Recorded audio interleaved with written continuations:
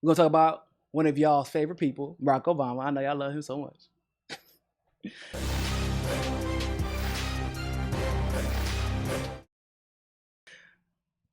Uh, and Obama, he just loves him some George W. Bush. He ain't, you see Michelle that super cuddly picture of him and her and George W. And of course, he did not waste an opportunity to brag about his fondness for the way that George W. Bush handles politics and compared to Donald Trump. Let's check out that video. Most importantly, I want to say thank you to everybody who's joined us today, because what that tells me is that you're all feeling a sense of urgency, the same kind of urgency that I'm feeling right now, that Michelle's feeling, that so many of us feel as we look at the news and we talk to our friends and neighbors and those who are hurting. And I am here to say that help is on the way if we do the work, because there's nobody that I trust more to be able to heal this country and get it back on track than my dear friend Joe Biden. I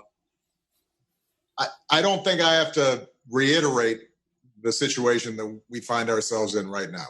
Things were tough in 2008, 2009. We were going through the worst recession since the Great Depression, a massive financial crisis. We were still in the midst of two wars. We, I think, were overcoming a decade in which the possibilities of common work and common purpose had been diminished and downgraded, and government had been starved of the resources that were needed to make us a more equal and just and compassionate society.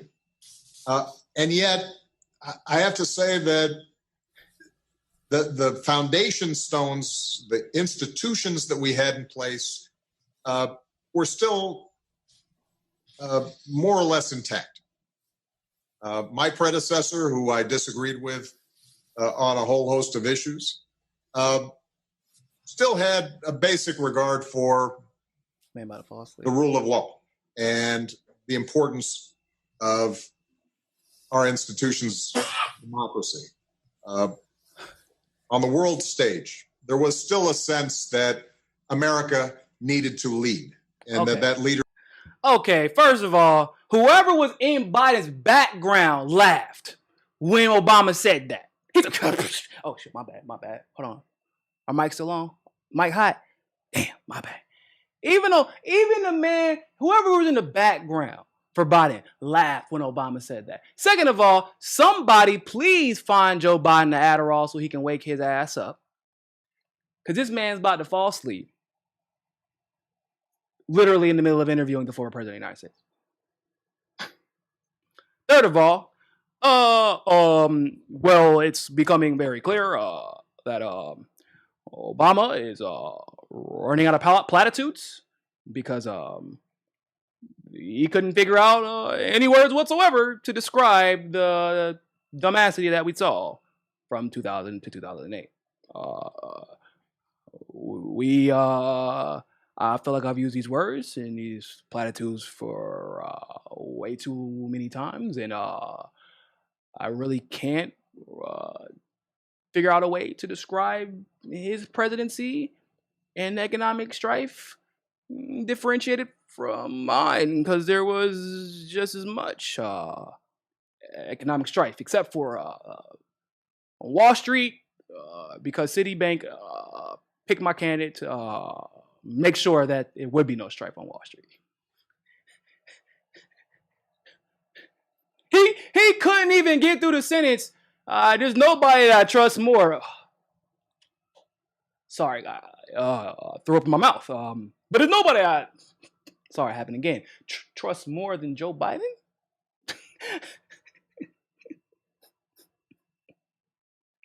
But let's get to the craziest thing that he said in this video.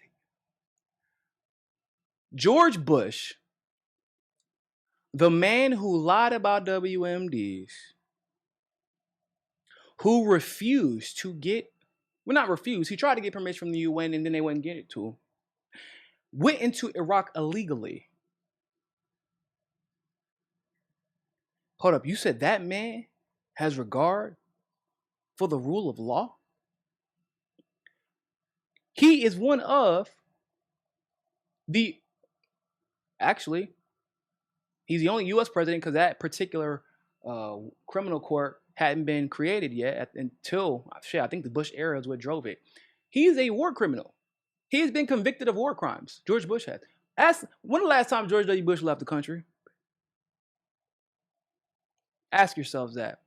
Y'all ever seen any pictures with George, as we like to call in the military, O. Conus, which is off the continent of the United States? Have you ever seen? No, because he's a war criminal. Depending on where he goes, he may be arrested on the spot. It would ignite a world war if George Bush left the country, because of course, you know how our country is. We're not going to let him be arrested and tried for crimes, because then everybody else's crimes would come out too. And this is the same George W. Bush who then admitted that we never found any WMDs, no weapons of mass destruction. That same Bush. I'm confused. See, this is Barack Obama, the same Barack Obama who tried to entrap General Flynn. Obamagate, if you will. Look up Pasta from the Combo Carter's video, and he does a fantastic job breaking it down. But effectively, Joe Biden and Barack Obama tried to entrap General Flynn as a political play against Trump to use against him when he got into office. The same Barack Obama who got caught spying on Donald Trump while he was campaigning. The same Barack Obama who allowed our country to violate treaties in order to install pipelines. Violate treaties with the indigenous people. Remember that? The same Barack Obama who wrote an executive order to militarize the police to give them chemical weapons that are literally illegal to use on a war front against our adversary, but somehow have been given to our police to use on peaceful protesters. The same Barack Obama who signed Patriot Act legislation after Patriot Act renewal legislation after that Barack Obama. Not only do you not have the standing to judge whether or not someone does or did not adhere to the rule of law, fool, you don't even have the standing to talk about rule of law. You don't get to talk about that. You don't get to pretend like you cared about the law. You don't care about our laws. You ain't care about international laws. You went and funded terrorists to assassinate Gaddafi, and we have a fucking open market slave state because of it. Black people are being traded for $200. Are you kidding me? Literally, slaves were worth more during American slavery than what they're being sold for in Libya right now because of you. And you want to talk about rule of law and being a leader in the... You got some... Boy, you got some nerve. I can't stand that man. And then you're going to say it while Joe Biden falling asleep on camera. When this man says, when that prosecutor, he tried to prosecute me, and investigate me and my son because I put my son on a Burisma for $50,000 a month. And I told the Ukrainian government, if you don't fire that prosecutor for investigating my son, I'm going to withhold your funding. How about that?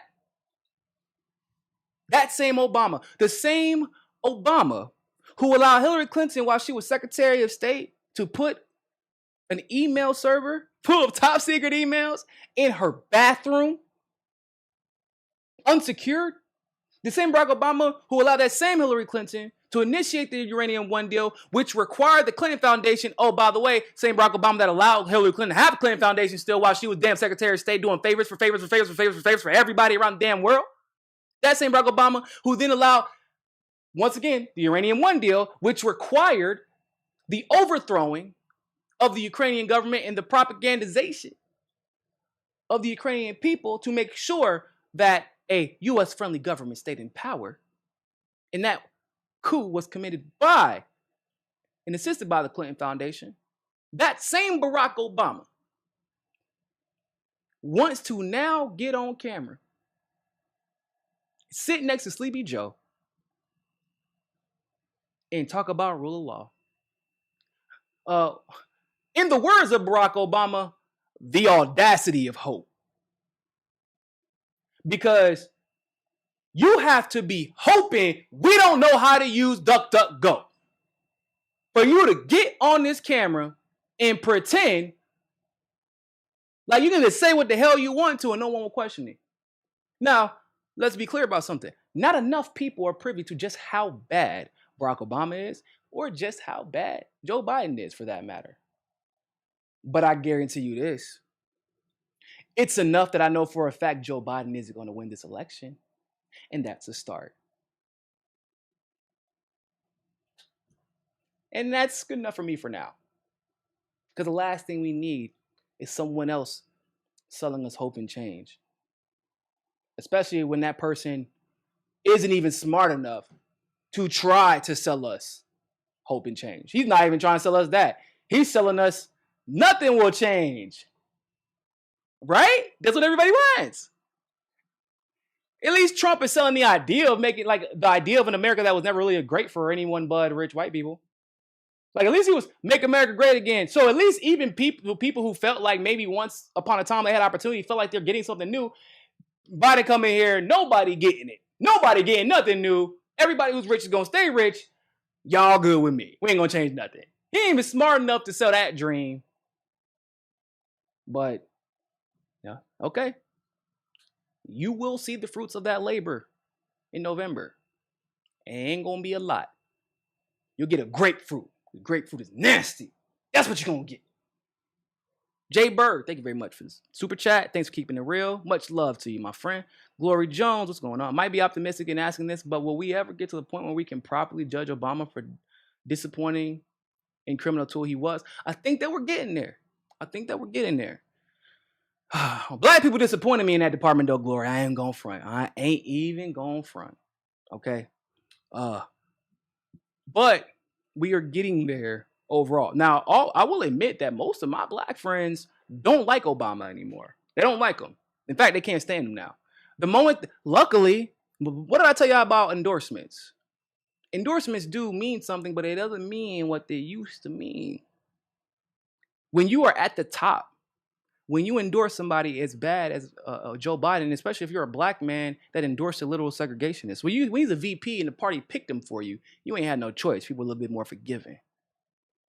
But now, after gaffe after gaffe after gaffe after gaffe after stupid statement, after racist statement, after dumb statement, after falling asleep, after can't remember what he had for breakfast, the black man, first black president is like, it's okay if Joe's a racist. He's better than the other racists, and I trust him. All right, man. So when did the address of the White House get moved to Uncle Tom's Cabin? I'm just trying to figure it out. I'm not trying to go there. If you need me to come pick you up in the lift, I'm not going to Uncle Tom's Cabin with you. Okay, you're going to have to get there by yourself. All right? Ride with them white people whose ass you be kissing all the time, Barack Obama. If you like that segment of Mi Casa Su Casa, don't forget to like the video and smash that subscribe button. Want access to members only live streams, behind the scenes footage, and other premium content? Well, you can endorse us on Rockman Premium, become a patron through Patreon, or you can sign up for the MCSC Premium membership through YouTube. All the links are in the description below. But hey, more than anything else, always remember, Find your balance. Find your balance. Find your balance. Find your balance. Find your balance. Find your balance. Find your balance. Always remember, more than anything else, find your balance. peace.